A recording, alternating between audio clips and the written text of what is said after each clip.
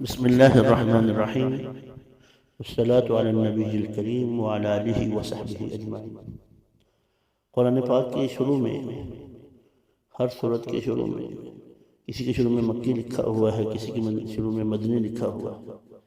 جو ہمارے ذہنوں میں ہے کہ جو مکہ میں نازل ہوئی وہ مدنی ہے، مکی ہے، جو مدینہ میں نازل ہوئی وہ مدنی ہے، حالانکہ معاملہ ایسا نہیں ہے۔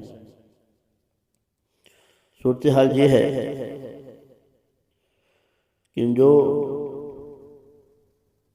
صورتیں اور آیتیں ہجرت کی غرض سے پہلے مدینہ منورہ جانے سے پہلے، ہجرت کی غرض سے مدینہ منورہ جانے سے پہلے نازل ہوئی وہ مکی ہیں، اور جو ہجرت کر کے آپ صلی اللہ علیہ وسلم مدینہ منورہ چلے گئے اس کے بعد نازل ہوئی، خواہ وہ کسی جگہ بھی نازل ہوئی، وہ مدنی ہے۔ جیسے آپ حج سفر میں تشریف لائے مدینہ منورہ سے، بہت ساری آیتیں نازل ہوئی تو وہ مکہ میں نازل ہوئی، حالانکہ وہ مدنی ہے، اور میدان عرفات میں نازل ہوئی، میدان مزدلفہ میں، میدان مینا میں نازل ہوئی، وہ ساری کی ساری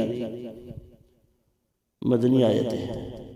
تو اس لیے اس بات کا سمجھ لینا چاہیے کہ مدنی آیتیں وہ ہیں جو ہجرت کی بغرض آپ صلی اللہ علیہ وسلم بغرض ہجرت جب مدینہ منورہ چلے گئے تھے، اس کے بعد جو نازل ہوئی وہ مدنی ہے، اور جو اس سے پہلے نازل ہوئی وہ مکی ہے۔ پھر تھوڑا سا فرق اور بھی ہے، کچھ نشانیاں اور بھی ہیں۔ جن آیتوں میں، جن صورتوں کے بیچ میں لفظ کلہ آتا ہے، اور یہ 15 صورتیں ہیں جن میں 33 مرتبہ لفظ کلہ استعمال ہوا ہے، اور یہ آخری 15 پاروں میں ہے، یہ ساری صورتیں مکی ہیں۔ جن صورتوں میں سجدہ آتا ہے حنفی مسلک کے تحت، 14 صورتیں ہیں، وہ ساری کی ساری مکی ہیں۔ سورہ بقرہ کے علاوہ جہاں بھی اس صورت میں بھی ابلیس اور آدم علیہ السلام کا واقعہ آیا ہے وہ ساری کی ساری مکی ہیں۔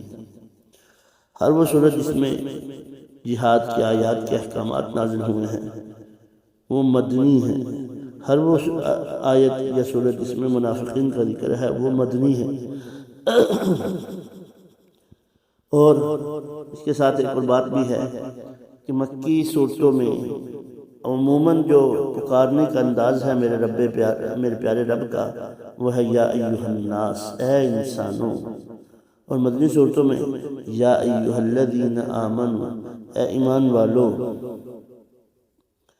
اور مکی آیتیں جتنی بھی ہیں اور صورتیں جتنی وہ مختصر چھوٹی 3 آیتیں، 5 آیتیں، 7 آیتیں، 10 آیتیں، اور مدنی صورتیں جتنی بھی ہیں وہ صورتیں طویل لمبی مفصل، 7 مفصل میں سے جو بڑی صورتیں ہیں اکثر وہی ہیں۔